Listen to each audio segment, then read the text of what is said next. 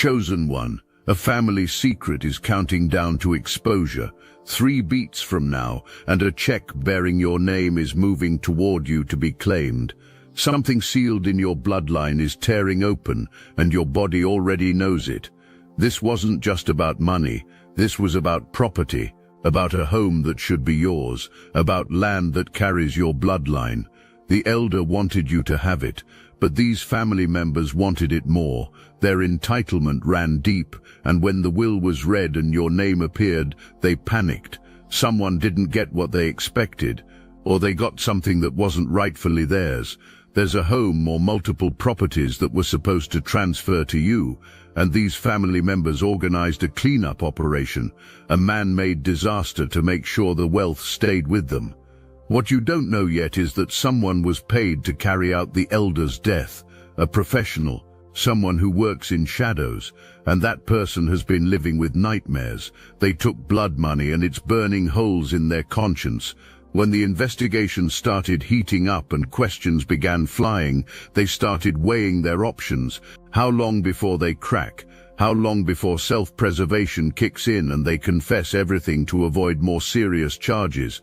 Your family members are experiencing something strange right now. The properties they stole have become problems. Investments are failing. Businesses are collapsing. Money is disappearing in ways that don't make sense. They're aging rapidly, getting sick, having accidents. Sleep brings them no rest, only torment. Their marriages are crumbling. Their children are rebelling. Everything they built on that stolen foundation is falling apart, because the entity they made the deal with isn't happy. They promised it your suffering. They promised it your isolation. They promised it your destruction. But you kept surviving. You kept getting back up. You kept pushing forward despite everything they threw at you. Let me tell you about that property specifically. Maybe it's where you spent time with the elder, where memories live, where you felt safe and loved. Or maybe you never even got to see it. Maybe it was sold before you could set foot there. Either way, it was meant to be yours. The elder had plans. They intended to give you security. They were setting up something that couldn't be taken away. But these family members saw that property as their ticket to wealth. They noted the location, they calculated the value, they assessed the potential, and they couldn't tolerate the thought of you having it. So they made quick moves after the passing. They found buyers, they made deals, they transferred titles, all while telling you there was nothing left, all while making you believe the elder had spent everything or left minimal assets. They looked you in the eye and lied about what existed. Some of these people are living in spaces that should be yours right now, sleeping in bedrooms, walking through hallways, sitting in gardens, using spaces that carry the elder's energy and your destiny. And they feel it. They feel the wrongness of it. They feel like they're trespassing even though their names are on the deeds, because stolen property never sits right with the spirit. You can own something legally and still know in your soul that it's not truly yours. And in the world of dark contracts, when you can't deliver what you promised, the entity turns on you. It removes its protection. It begins working against you. Everything you stole becomes cursed. Everything you built starts to crumble. The very wealth you killed for becomes the weapon that destroys you. Now we need to talk about the cult. Yes, chosen one. There's cult involvement here. These family members didn't just casually dabble in darkness. They connected with an organized group, people who specialize in this kind of spiritual warfare, people who facilitate these demonic contracts for a price. There's a whole network of people who helped engineer your suffering. The phrase that keeps showing up is this: devil worship is real. These aren't metaphors. These aren't exaggerations. They literally gathered in circles. They invoked entities to help them maintain stolen wealth and keep you suppressed. They participated in rituals. They made blood pacts. They called in forces they thought they could control. They always take more than you bargain for. You think you're offering one person's happiness, but they take children. They take health. They take sanity. They take legacy. They take everything. That's their nature. That's their character. And your family is learning this lesson right now in real time. They put a curse on you, A heavy spiritual attack designed to keep you isolated, to keep you in heartbreak, to keep you struggling, to make you feel like something was inherently wrong with you. You felt it, didn't you? That pattern of relationships failing for no reason, opportunities slipping away, a heaviness you couldn't explain. That was intentional, that was engineered. Let's be specific about this pattern. You would meet someone and the connection would be electric, perfect, everything you prayed for. And then suddenly, without warning, distance would appear, coldness would set in, unavailability would manifest, or they would reveal a side that seemed to come out of nowhere, or circumstances beyond anyone's control would tear you apart. Job relocations, family emergencies, sudden changes of heart, over and over again. The same pattern with different faces, and the jobs, you would ace the interviews, hiring teams would love you, the position would basically be offered to you, and then radio silence, or the position would be eliminated, or they'd hire someone with fewer qualifications, or the company would restructure, always something, always right at the finish line. You started to wonder if you were imagining things, started to think maybe you were the problem, started to believe success wasn't meant for you. Every time you were about to break through, every time you were about to level up, they sensed it, and they went back to their dark sources. They reinforced the curse. They called in more energy to block you. They prayed to their demonic entities to keep you suppressed. They actively worked against every good thing trying to manifest in your life. Think about the family gatherings where they looked at you with that strange expression. Not quite pity, not quite concern, something else. Satisfaction maybe, like they knew something you didn't, like they were watching their plan unfold. They would ask about your life in that tone, that condescending tone. Still struggling, still single, still in the same position, and you felt judged, you felt less than, but now you understand. They weren't concerned for you. They were checking to make sure the curse was still working. But it didn't work the way they expected, because before you were born, heaven declared purpose over your life. Angels were assigned to you, protection was placed around you. When they spoke your name in that dark circle, the Most High said no, not this one, not my child. So yes, you struggled. Yes, you went through hard seasons, but you never broke completely. There was always that voice inside you saying, keep going. This isn't your end. That was your divine covering. That was proof that no weapon formed against you could fully prosper. And while you were surviving, the entity was watching. It was taking notes. It was realizing these family members had promised something they couldn't deliver. They had offered an untouchable sacrifice, and now it's collecting payment in ways they never imagined. When you promise an entity the complete destruction of someone and that person refuses to be destroyed, the entity gets angry, not at the target, at the people who made the false promise. Your resilience became evidence of their failure. Your survival became proof of their incompetence. And entities don't forgive incompetence. They punish it. If you recognized yourself in this message, hype this video to guide other chosen ones to this truth. There's a private investigator involved in this story, but not the way you think. Your family, in their paranoia, hired someone to follow you. They wanted dirt on you. They wanted to build a case that you were troubled, unstable, unworthy of the inheritance. They wanted ammunition in case you ever started asking questions, but that investigator followed you and found nothing. They watched you go to work, live with integrity, struggle financially, but never compromise your values. Be kind to people, help others, just be yourself. And that investigator started asking questions. Why are these wealthy people so desperate to discredit someone who's clearly just trying to survive? So that investigator did what good investigators do. They turned the lens around. They started looking at the people who hired them. They dug into the family finances. They asked questions about property acquisitions. They looked at death certificates. They followed bank transfers. They connected dots your family thought were buried forever, and what they found shocked them. Evidence of conspiracy, evidence of fraud, evidence pointing to something much darker than family drama. Right now, that investigator is building a case. They're gathering documents, they're interviewing witnesses, they're following paper trails, they're building something solid, something that can't be dismissed or explained away, something that will hold up in court. And your family members are starting to panic, because the walls are closing in. But there's more. The cracks in the conspiracy started from within. Younger family members who got a taste of the stolen wealth couldn't keep quiet. They started spending too freely, buying cars they couldn't afford, taking luxury vacations, posting on social media, acting like lottery winners, and people noticed. Friends, neighbors, co-workers, where did all this money come from? I thought you were struggling last year. The cover stories started falling apart. They claimed promotions that didn't exist. They mentioned businesses that didn't add up. They referenced investments that made no sense. And once people started questioning, once that first crack appeared, the whole facade began crumbling, because lies require perfect coordination, everyone telling the same story, everyone remembering the same details.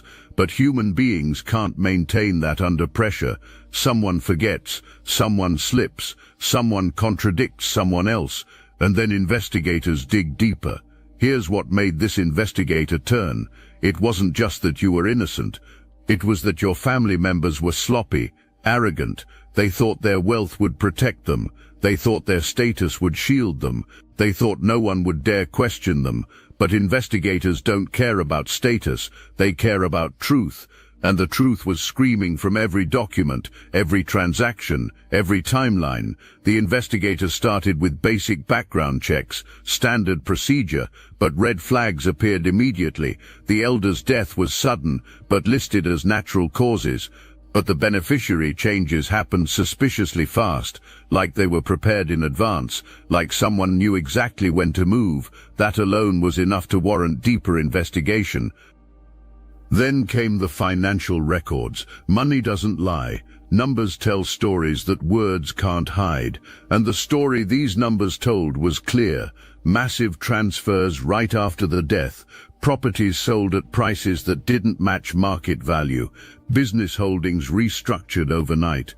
Offshore accounts suddenly active. Insurance payouts redirected. It was a masterclass in theft disguised as a state settlement.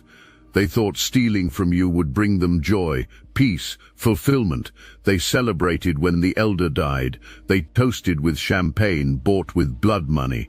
They moved into homes still warm from your stolen inheritance. They thought they'd won, but now the celebration is reversing. The cup they filled with stolen wealth is emptying. Everything they gained is being drained away, not slowly, rapidly. Like someone pulled a plug and it's all spiraling down the drain. Businesses are failing overnight. Properties are becoming liabilities. Investments are tanking. Money is vanishing. And they can feel it. That creeping dread. That knowing that something is very wrong. They're having conversations at night. Do you feel it too? Do you feel like we're being watched? Do you feel like something is coming for us? Because something is. The entity they made the deal with is coming to collect, and it's taking everything. The daydream is over. The fantasy of easy wealth built on someone else's suffering has collapsed into harsh reality. They're seeing things clearly now, seeing what they really are, what they really did. The ancient wisdom is surfacing, the knowledge that you cannot build anything lasting on stolen ground, that every seed planted in darkness produces thorns, that blood money always curses the hand that holds it. Think about what celebration in reverse really means. Every moment of joy they stole from you is being extracted from them now. Every birthday you spent struggling while they lived lavishly, every holiday season where you couldn't afford gifts while they showed off their excess, every milestone they celebrated with stolen resources, all of it is being reversed. All of it is being taken back. All of it is turning to ash in their mouths. The trips they took to exotic locations, those memories are tainted now. Every photo they took is evidence. Every social media post is a record of how they spent your money. Every smile in those pictures is revealed as the grin of a thief. They can't even look at those vacation albums without feeling sick anymore, because they know where the money came from. They know what they did to get it, the parties they threw in homes that should be yours, the celebrations they hosted with your stolen wealth. Every guest who complimented their taste, their success, their abundance is turning into an accusation in their minds, because they know they didn't earn any of it. They know they don't deserve any of the praise. They know it's all built on the elders' blood and your stolen future. And their children, the ones they thought they were securing futures for, those children are watching them fall apart, watching the mask slip, seeing the fear and guilt and panic. Some of them are starting to ask questions. Where did all our money really come from?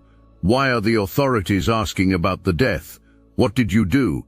And they can't explain without admitting everything. They can't defend themselves without exposing themselves. They can't maintain the lie to the people who know them best. The cup of celebration is not just empty now, it's broken, shattered on the floor, and what's spilling out isn't wine, it's poison. The very thing they filled their lives with is killing them. The wealth they murdered for is choking them. The success they stole is strangling them.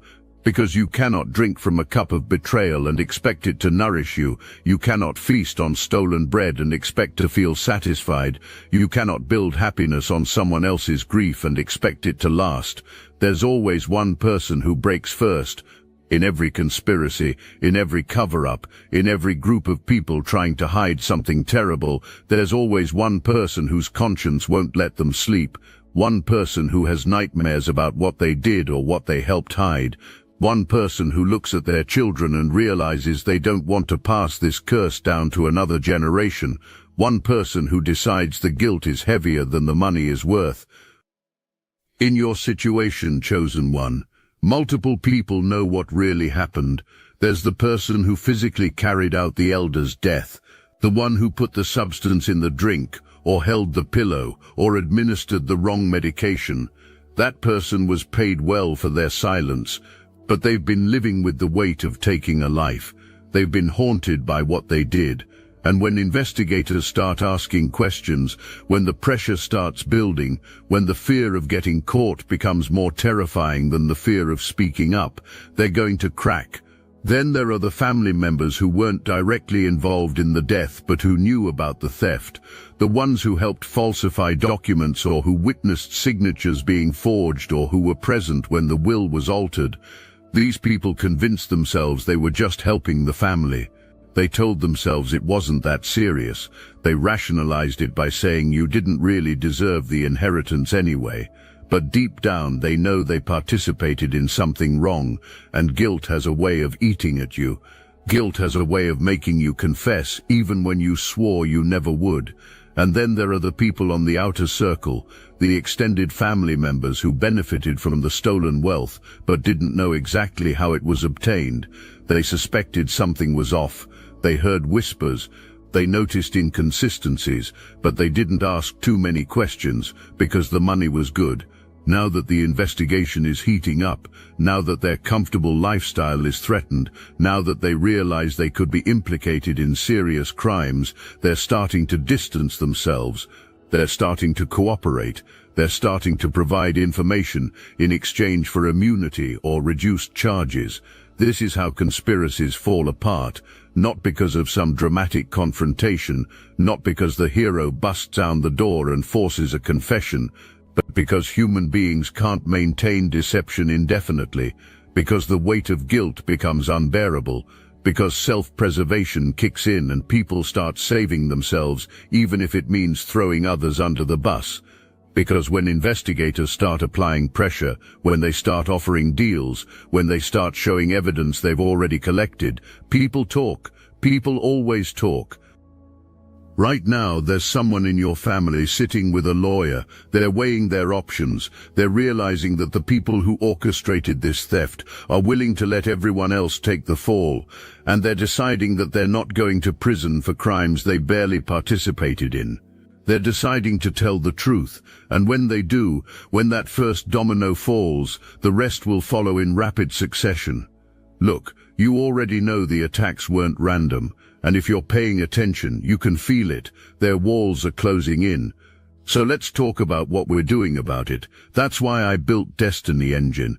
It generates personalized sequences that help you rewire betrayal into transcendence, turn isolation into sacred power, and transform their downfall into your rise.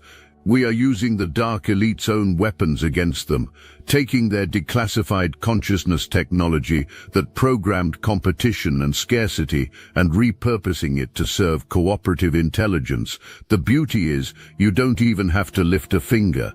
You put on the headphones, press play, and your subconscious is rewired while your enemies collapse under the weight of their own lies. This is why I created it in the beginning, so everything they did to break you becomes fuel for your purpose. The collective upgrade is underway. Start your Destiny Engine for $1 today and watch divine justice accelerate in your life. Link in the description. The person who physically carried out the Elder's death was offered something. Money, yes, but more than that, a promise, maybe help leaving the country, maybe a vacation home somewhere remote. Pack everything and sail away, escape, start fresh somewhere no one knows what you did, and for a while that seemed possible, that seemed like a good trade. Take this life, get paid well, disappear into a new identity. Clean hands, full pockets, sunny beaches. But what they didn't realize is that you can't run from blood guilt. You can't escape the weight of taking an innocent life. It follows you, it haunts you, it seeps into everything. This person thought they'd be fine. They thought they were professional enough to compartmentalize, but they're breaking. The money doesn't spend the way they thought it would. Everything they buy feels tainted. Every pleasure feels hollow. They can't look at their own reflection without seeing what they did. They're having dreams, vivid dreams where the Elder appears, sometimes accusing, sometimes just looking at them with disappointment, sometimes reaching out as if asking for help. They wake up in cold sweats, heart racing, feeling like the walls are closing in. They try to shake it off. They tell themselves it's just stress, just paranoia, but deep down they know it's more than that. They're starting to make mistakes, small ones at first, forgetting details, contradicting themselves in conversation, acting nervous when certain topics come up. Your family members have noticed. They've had conversations about whether this person is becoming a liability, whether they need to be dealt with, and this person senses it. They sense that the people who hired them are now viewing them as a threat rather than an asset, so this person is stuck. They can't go to the authorities without implicating themselves. They can't trust the family members who are now looking at them with suspicion. They can't run because they know too much and the family would find them. They can't stay because the guilt is consuming them. This is what happens when you accept blood money. You become trapped in a prison of your own making. And now the investigation is closing in. Questions are being asked. Connections are being made. Evidence is being gathered. And this person is realizing they were set up. They were the disposable one. The one the family would let take the fall if things went wrong. And things are going very wrong. Think about the conversations that happened before this person agreed to the job. Your family members probably painted you as the problem. They made up stories about how you were going to destroy the family, how you were planning to take everything and leave them with nothing, how the Elder was being manipulated by you. They built a narrative where removing the Elder wasn't murder but protection, where stealing your inheritance wasn't theft but justice. They're good at that, at twisting reality until black looks white and wrong looks right. But this person is seeing clearly now. They're realizing they were lied to, that you were never the threat, that the real monsters were the people who hired them, and that realization is breaking something inside them. Because if they were wrong about you, if they took an innocent life based on lies, then there's no justifying what they did, no rationalizing it, no making peace with it. They're just a killer, plain and simple, and that truth is destroying them from the inside out. There's reconciliation energy in the spiritual realm, but not the kind your family members might hope for. This is reconciliation between you and the truth, between you and your birthright, between you and the destiny that was always meant to be yours, that some family members might try to reconcile with you now that the truth is coming out. now that they see the investigation closing in, now that they realize you're about to receive everything back, they're going to reach out, they're going to apologize, they're going to try to rebuild bridges, they're going to act like what happened wasn't that bad. You need to understand something. This isn't genuine remorse, this is fear, this is them trying to protect themselves, trying to get ahead of the exposure, trying to position themselves on your good side before the courts decide their fate. Don't fall for it. A position of authority is at stake here. When this all comes to light, you're going to have authority, legal authority over assets, financial authority over properties, moral authority in your family's story. And certain people want to make sure they still have access to you when that happens. But you get to decide who has access. You get to decide who walks with you into this new season. And forgiveness doesn't mean foolishness. You can release bitterness without restoring relationship. You can move forward without bringing everyone along. Let me be specific about what these fake reconciliation attempts will look like. Someone will reach out with a message, casual at first. Hey, been thinking about you. How have you been? As if the distance between you was natural.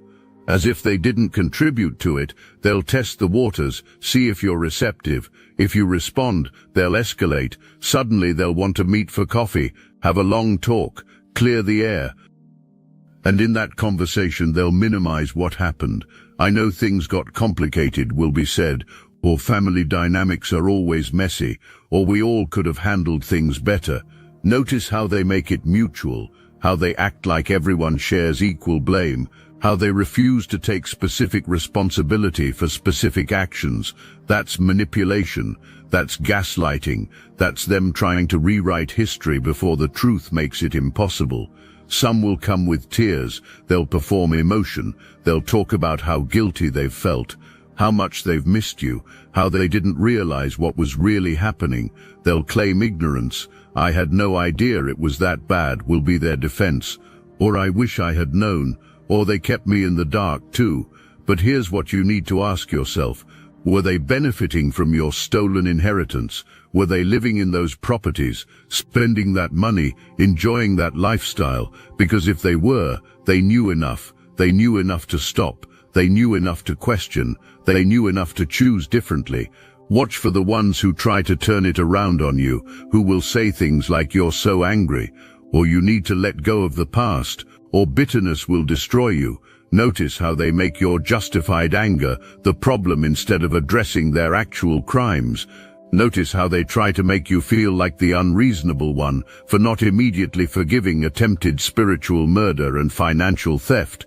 That's classic manipulation. Don't fall for it. The real test is this. Ask them what they're willing to do to make things right, not just say, do. Are they willing to testify about what they know? Are they willing to return what they took?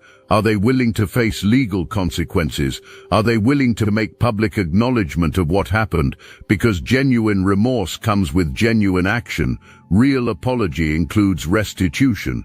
True repentance demonstrates itself through changed behavior and concrete steps toward restoration. Most of them won't do any of that. Most of them just want you to pretend nothing happened so they can avoid consequences. They want your silence in exchange for surface-level niceties.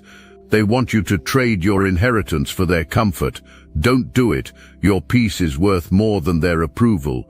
Your truth is worth more than their convenience. Your future is worth more than their fake reconciliation. Let's bring this home, chosen one. The family secret has been exposed. The conspiracy has unraveled. The theft has been revealed. The guilty have been caught. Justice has been served. And you stand in the light of complete vindication with a check that has your name on it.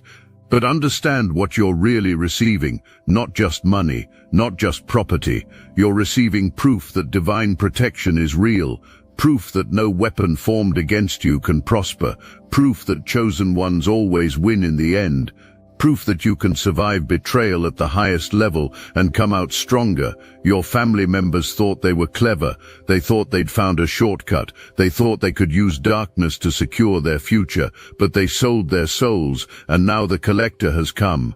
Their houses are falling, their wealth is disappearing, their peace is gone, their legacy is ruined. But you're building something different. You're building a legacy of integrity. You're building a testimony of survival.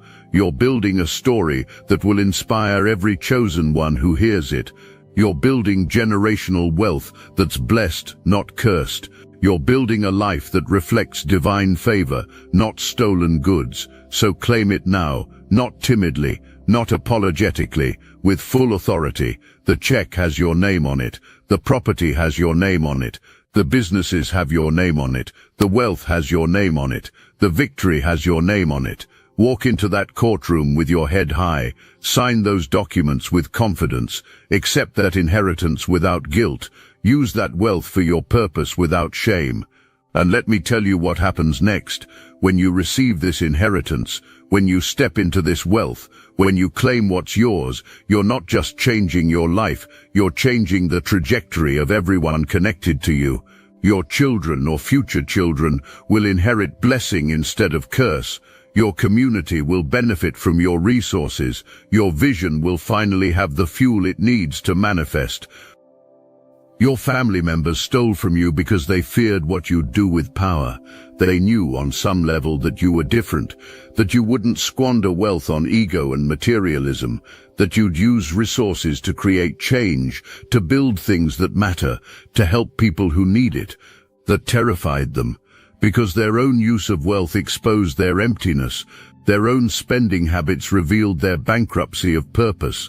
They had money but no meaning. They had resources but no vision. They had wealth but no legacy worth leaving. But you've been forged in fire. You've been refined by struggle. You've learned what really matters. You know the difference between surviving and living. You understand that wealth is a tool, not a trophy. That success means impact, not just income. That legacy is measured by lives changed, not assets accumulated. And that makes you dangerous in the best possible way. And now you're stepping into your wealthy era with clean hands and a clear conscience. You didn't manipulate anyone to get here. You didn't steal from anyone. You didn't curse anyone. You didn't make dark deals. You just survived. You just kept going. You just refused to give up. And that's enough. That's more than enough. That's everything. So when that check arrives, cash it without hesitation. When those property deeds are transferred, sign them with authority. When those business holdings come back to you, manage them with wisdom. This is yours. This was always yours. And no amount of theft, no amount of spiritual warfare, no amount of family betrayal could change that ultimate truth. The people who plotted against you are learning the hardest lesson of their lives, that you cannot prosper on stolen ground, that dark deals always cost more than they promise, that karma is real and justice is certain. They're losing everything while you're gaining everything back. And that's not cruel. That's not revenge. That's simply balance being restored. That's simply the universe course correcting. That's simply truth having its day after years of living in shadow. The elder who loved you set something in motion that couldn't be stopped. Their love for you was stronger than any curse. Their plans for you were backed by heaven. Their vision for your future was protected by forces beyond this realm. And now all of that is coming to fruition. All of that is manifesting. All of that is being delivered to you exactly as it was always meant to be. So don't let anyone make you feel guilty for receiving it. Don't let anyone minimize what you went through to get here. Don't let anyone convince you that you should just forgive and forget and move on without accountability. You survived attempted spiritual murder. You endured financial theft. You overcame a coordinated attack from people who should have protected you. And now you're receiving your vindication in full. The family secret is exposed. The truth has set you free. The wealth is being returned. And your legacy is just beginning. Welcome to your abundant season. Welcome to everything that was always meant to be yours. You claimed it, and now you